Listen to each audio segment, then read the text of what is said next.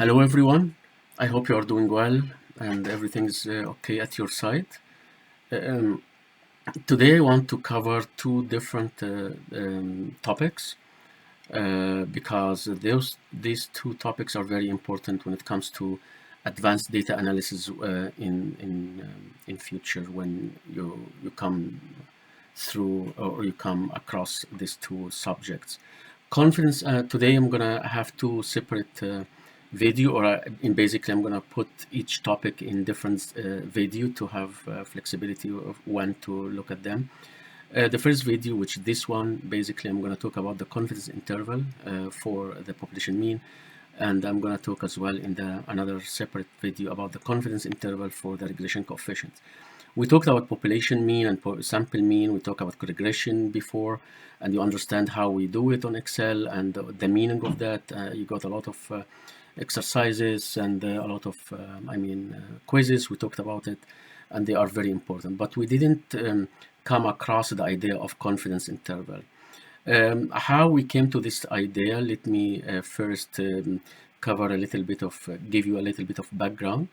If I take just this part here, up here, to show you how it works here. In fact, usually, as you know, we have always population, and we always take a sample from population by sampling techniques. There are different sampling techniques. And we have on population level some parameters that we call them statistics on the level of the sample, as you know. As an example, we can look at the mean for the population and the mean for sample. But we always interested in the true value of the population. We call it the true value of the population because you have access to the population all. But since in the sample side, we don't have the whole population, we call this mean, in this case, it's a still mean, but we call it estimation because we don't have the full population. If you remember, we have been calling and labeling the mean by X bar for the sample and the estimation, but estimation of what? Of the true value. How we call it in textbooks of statistics and data analysis, we always use the symbol, the Greek symbol, we call it mu. So whenever you read any book or anyone talking about population and parameters, they will always use mu for the mean for the population. And when it comes to sample, we always use X bar. The same we can apply for the other parameters like standard deviation, variance, as well as for regression coefficients.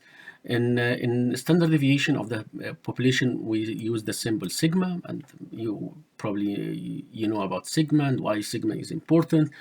And definitely, if we talk about variance, we talk about sigma square. But on the level of or the side of the sample, we call the standard deviation by S. So whenever you see S, it means we are talking about sample. If you see sigma, it means we are talking about population. You remember as well, I showed you in previous sessions how you calculate the regression coefficient and the meaning of regression coefficient. But I have been as well talking about the regression coefficient for the sample. That means we call it by B, like the English letter or whatever the Latin letters. But on the level of population, we call it beta, in fact. Okay, so get used to these terminologies because it's very important. The very big question here, because we're going to focus only on the mean in this session. I'm not going to go to sigma, but I'm going also to talk about coefficient in the second video. So the first video, I'm going to talk about how we can get the mu when it comes, if we have only sample. The first thing is, if we have sample only, we will never know mu because mu is only for population. And as long as we don't have access to the population, then we can't really get the mu at all. What we can get is only the X bar. The second question is, okay, if we know the X bar, can we say anything about population mean? Can we conclude that X bar, can say the X bar equals the mu? We can't. So basically, we cannot really say that mu equals X bar or X bar equals mu because we don't know even mu. We don't know it.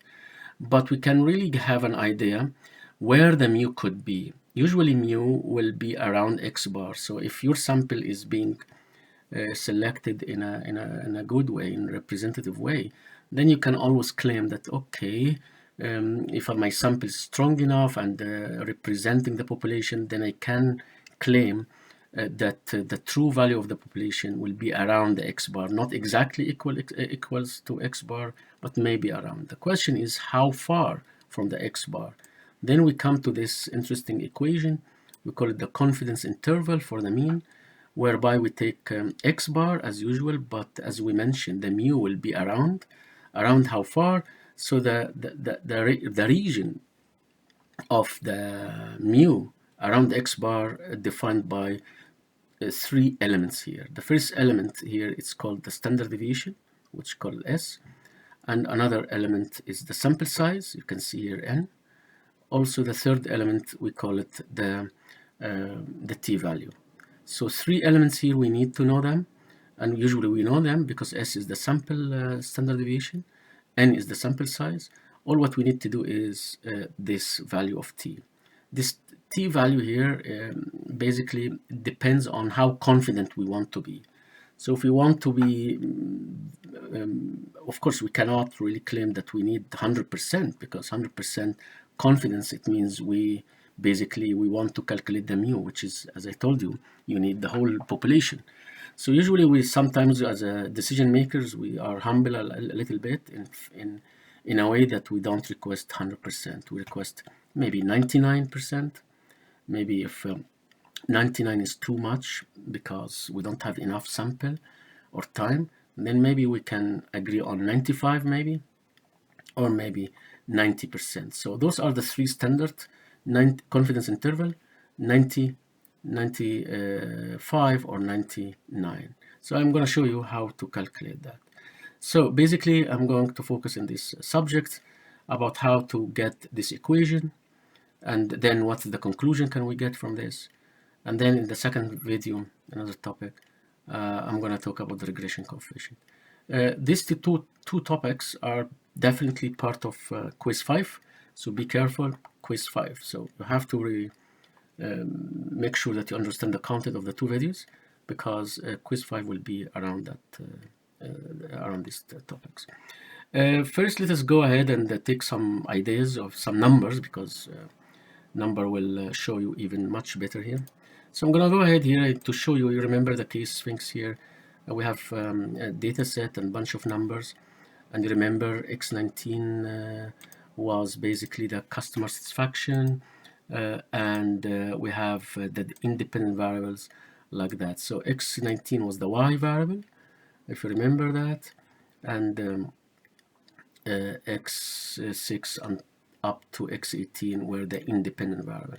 So now I'm going to only focus on one variable at a time to see how we calculate the confidence interval. So I'm going to take the x19 here, control copy. I'm going to put x19 in a new sheet. I call this new sheet x19 confidence interval. I'm going to put it here, control V, and something will happen here, but I will share with you. So I'm going to call this actually x19. I'm going to call it here overall customer satisfaction. Okay, so let me make it bigger a little bit here. So now we have, for how many people here? We have around 100 people. So we basically, the first thing you can do with this, descriptive analysis, sometimes we need to calculate. Sure, the first step is to calculate the average. So I'm going to calculate the average here, and I call it, as you know, we call it x bar here, and the average is easy. I'm going to call it here equals average. Oh yeah, I'm going to use the function average in Excel, and I know where is my data sets here. It's my data sets in column A, starting the second row until 101. So I can easily go ahead and select them, but I'm going to write them immediately, A2 to A101, and then I'm going to get a number here. So this number, you have seen it before, and this is, as you know, we call it the estimation of the population mean. Okay, but also I can calculate the count, because you see here the equation, I need the n, so I need the count. So I know the sample size is 100, but if you don't know it, you can always use the function that we calculate here, is called count, right? So let us go for count here, and count, maybe I can easily get the whole column here, because Excel, I missed the T. Excel basically ignores the non-numerical value. So this is the sample size here. If you want to definitely, if you look at the equation here, we need also to calculate the S, which is the standard deviation. So again, in Excel, there is a function, we call it standdev. You can see Excel is offering me two different ones here, point P for population if we want, but we don't have it. So I'm gonna go ahead and use the S one, which is the sample, right? So I'm gonna select it. Again, I think I can do that here in Excel. Sometimes Excel understands what we need here. So basically this is the function. Again, I'm going to share this Excel sheet with you. So I don't need here to write the equations, you know it. You can access the Excel sheet here later on. I'm going to upload it on LMS. You will have access to it. So the very important thing we didn't discuss before, something called standard error here. If we divide the S by square root of n, this is what we call standard error. It's a very popular measure. It's very important. As you can see the equation here, it tells us, hey, the mu could be around x bar, but the x bar will be defined by two big chunk here, the t value and this ratio. And this ratio we call it standard error. So this red one is standard error. So even I might really make it red here to calculate it here. It's basically I'm gonna take the S divided by square root of n here, and I get a value. So basically this 0.119 is actually the standard error. So you need to calculate it. Then how many standard error we are far from the x bar, the t value will tell us here. However, we have still the issue here by asking ourselves the questions. What is the population size? Yeah, maybe it's 1 million, it's maybe more, I don't know. Let me write any number here. But it doesn't matter because I will use the equation irrespective of the sample of the population size. Sometimes if we don't know the population size, this equation is very, very useful to tell us where the mu then. Okay, so the question is, where's the mu then, right? The true value. We don't know. How we know? We don't know so far. So it's always hidden. It's always hidden and hard to get. Because sometimes we don't have access to all population. If we have customers, 100 customer here, what would be our population? Million, 2 million, I don't know, 500 million, I don't know. So it's very not practical to try to get the population, but the equation will give us all what we need here. Now we come to the concept of confidence interval. So confidence interval can be calculated if we know that what we call it confidence level. So confidence interval is an interval, as it says, but the level, it means how much confidence you can put here. It's in percentage wise. So let us put 99%, 95% as a start, because this is one of the standards. Yeah, I made here a mistake. So let me make it 95 like that. So, and this is basically who puts this value. It's usually this input from us as human being. It's us to select. That means we have to say that I want to be 99%. I want to be 90%. So, but there is always cost by asking for high confidence, right? Because high confidence, it means you need more evidence, you need more data. But one of the standards is called 95. Okay, if I am confident by 100, by 95, so how much error in my decision will be? Because if I'm not 100% confident, then there will be always error. This error, usually we call it probability of error, and it's called alpha. So alpha is basically a term, we use it to calculate the confidence interval. And it's very easy, it's basically 1 minus the confidence level. So I'm gonna go ahead here, write 1 minus the 95%, which in this case is 5%. So if here 99 confidence interval, we will be committed 1% error. If 90%, then we're gonna commit or expect 10% error in our decision. Who wants 10%, right? Sometimes you have no choice. Sometimes you have to work in business to take decision on high margin of error here because there is no time to wait. You have to take decisions immediately. There is no time. You have to make it. So sometimes it's very important aspect to choose which value to choose. So let's go back to our 95%. We can always change it later on. Now we come to this little blue one here. It's called t value. I'm gonna t value here. This value we call it t value. I'm gonna call it, yeah, let me make it colorful here for you. just to, when you come back to it, you can see the color are representing something here. So then I'm gonna get the t-value here. T-value, I'm gonna put it here in blue because I have the circle blue. So let me make it here in this color blue, make it bold. And here there is a function in Excel. You don't need to, yeah, you know, probably you knew that from high school, that this value can get it from tables. You can get it from tables if you know the alpha and the degree of freedom, which is n minus 1. We call it actually, this n minus 1, we call it degree of freedom. Degree of freedom. It's a advanced concept. You don't need to know it today, but usually degree of freedom is n minus 1. So let's go ahead here, go and ask Excel to help us.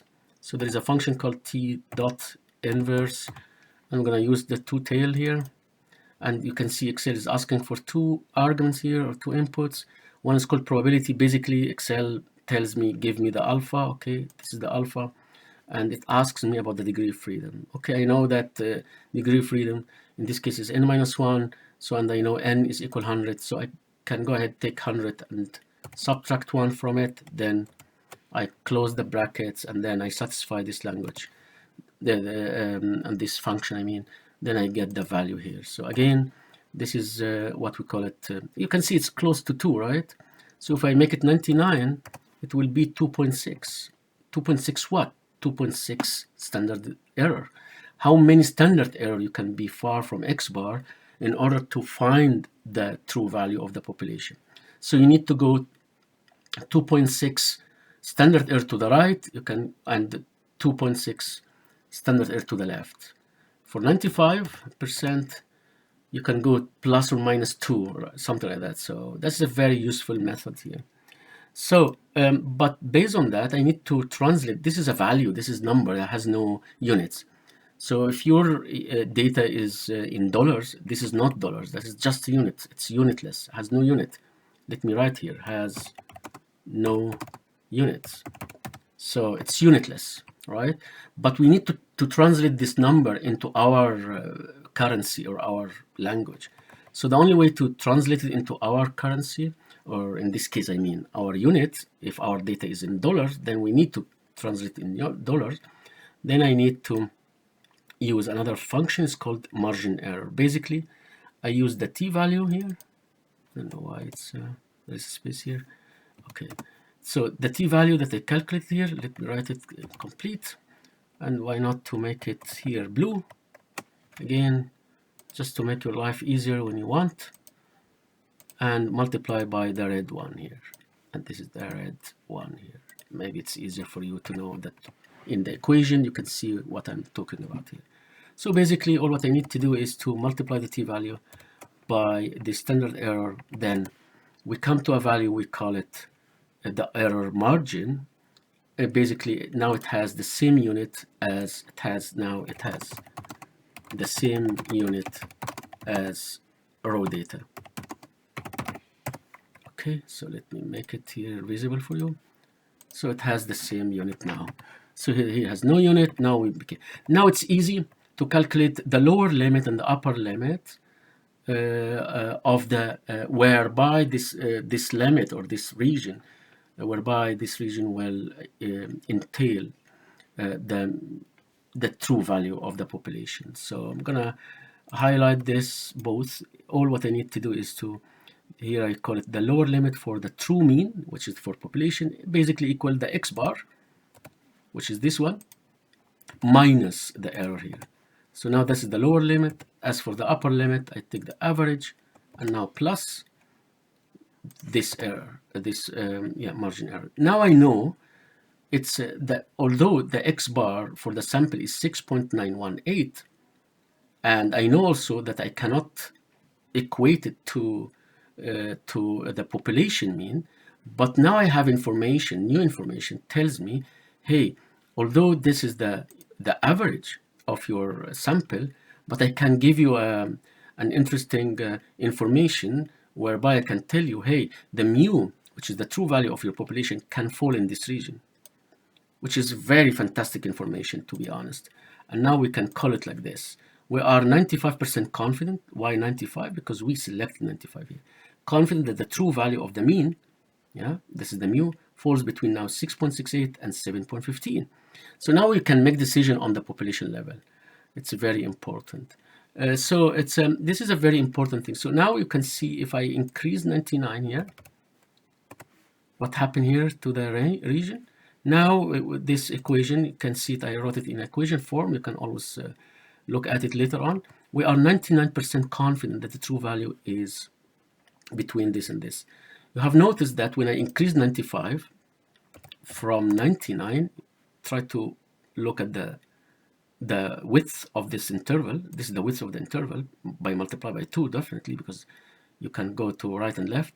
But if I make it 99, the value increase. So be very careful. When we increase confidence, the error margin will increase, and the region that where we try to find the mu is even bigger, because we want to be more confident. But it's the accuracy is less, right? Because the bigger the wider the region here, it means we are not accurate.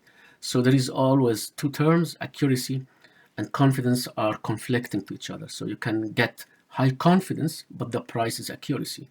If you want high accuracy, the confidence will be the price. If you want both together, you need to increase the sample size. So this is the cost. Okay, you can play with this Excel sheet later on, and you can know that. But now it doesn't really, we don't stop at this point, because we need to know if, you remember the case that each variable has a benchmark. If our customer happy or not. Now it's 6.91, which is mean 6.92, something like that. But do we know that if our customer happy or not? Then we need to check the benchmark of our data. So if the benchmark of the market is 7.2, the question is how far we are from the 7.2. So this is our actual data, and this is the benchmark. So some of you might really say, let us get to the X bar here to make it easy, because I'm going to scroll up there, and because I need some space. So now we understand that the X bar is basically equal the E1 here. So just to compare, now we can calculate the difference between both of them. It's easy by taking the X bar minus the 7.2. Now I know that I am less, because that's why it's negative. I am less than the benchmark. Some of us will look at this number, say, hey, this is a small number. So it looks like people, yes, they are not happy, but it's not much. Should really do effort to improve our business, or it's not important? We cannot, some people say, no, this is very significant. We need to invest money. So the question became very important in decision making. Should we consider this value significant or insignificant? Because if it's a significant value, then it means that we have to invest to improve our business. But if we see that's not significant, it's really trivial number, we can ignore it, then we're going to save money. But maybe saving money is not a good idea. So anyways, but in the end, it's not really us to decide this big value or not. We need to use some statistical techniques. The statistical techniques that I'm going to use here, it's the same as we discuss here. We make use of what we learned up here to do it here. So basically, instead of calculating the lower limit for the true mean, because I don't know it, using the X bar, the question is, why not to get the lower limit for the benchmark, as well as the upper limit for benchmark, using the same idea. So basically, all what I need to do is to take the benchmark and subtract the value that we got from here, and take the upper limit of the benchmark by adding the value that we got here. So now I have two limits for what? For the benchmark. Let me go back here for 95%, because it will be interesting to see what's going to happen here. Now I can claim that the conclusion that, as you can see here, 6.96 and 7.44. If I make it better formatting here to see a little bit, 2 digits here better, or 2 decimal points, to make it easier for us to read it. So if you can see here the average here, let us make it as well 2 decimal points. 6.92, it's basically it's outside. It's less than the lower limit. If it's lower than the lower limit, then it's outside of our tolerance. So our tolerance is this. As long as our average will be within this, then we are within the benchmark. If we are outside this, we will be outside the benchmark. Maybe if we are less than the lower limit, then means we are worse than the benchmark. But if we are greater than the upper limit, then that means we are better than the benchmark. So we can draw the conclusion by knowing that based on this value, 6.92 is definitely less than the tolerated lower limit, then we are definitely worse than the market. But be careful here. If we change the 99%, make it 99, look what happened here. It's basically, it tells us, hey, the lower limit became 6.89, which actually managed to include our average inside, which means we are not significantly far from the benchmark. So basically, I can read it for you here by saying we are okay. There is no significant difference from the market because our average here is basically, let me make it a different color here. I hope it will be visible for you. Our 6.92 is 6.92 as an average is inside this region. So this is the lower limit and this is the upper limit. So it looks like we are okay at 99. But when we go back to 95 or less, to be honest, then you can see here 6.92 became less outside this. So we are worse than the market. If you want to check this equation, you can check later on.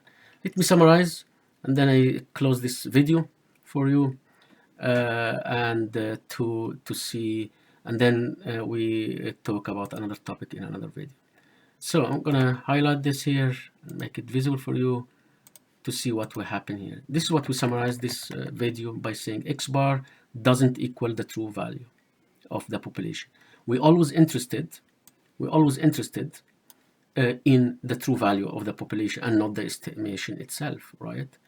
X bar is just a way. So the true value may fall around the X bar. This is a good information for us, right? So this X bar is important here. We always make decision for the population. We don't make decision for the sample. So very careful here. We just use the sample as a way to develop decisions for the population. That means we only use X bar not to make decisions. It's actually to build the new information for us to make decisions. So we need to build a confidence interval for the mean value for the population using this equation up here, as you know. For the true value, then we can calculate the confidence interval by applying the lower limit, which is X bar minus error margin, and upper limit by X bar plus error margin. The error margin equals the t-value, which is basically how many standard error. So to calculate the t-value, we need the alpha based on the confidence interval, and we need also the sample size to calculate the degree of freedom, and finally we calculate the standard error by this equation. And we can use the same concept to know where we are from the benchmark by taking the lower limit and upper limit for the benchmark using the same concept by taking the error margin. So I hope, yeah, of course you can, let me make the last one here. If you want to repeat the same thing for another variable, you can just replicate it. So all what you need to do is to copy this sheet. Let's make another sheet here for another variable if you want. Let us put it here. Now I want this for x6, for instance, one of the other variables. So I don't need always to do it for only the dependent variable. For that reason, I have to go ahead and get the x6 data, right? So I'm going to go ahead for my data set. And remember x6 control copy, it was product quality. So now I can go ahead here, and all what I need to do is to put here control paste them here, and then everything is going to change. Remember here, this is called product quality. So now product quality, this is the average of product quality. This is the count, it's the same. Now the standard deviation is here. The standard error is this value. So everything changed in this sheet. And now even the decision here, we are even better than the market. But there is very, very important point you need to pay attention to. It's still 7.2 is the benchmark for X19. Now I want the benchmark for X6. So I have to go here to variables. If you go here, you find here X6, the benchmark is 7.5. So I need to go back to the sheet for X6, change this to 7.5. Then I look at the output here. The output here, we are better than the market. See, everything change here. You can play with this sheet. Make sure always to change this value. I will make it really something like that to know that you need to be worried here.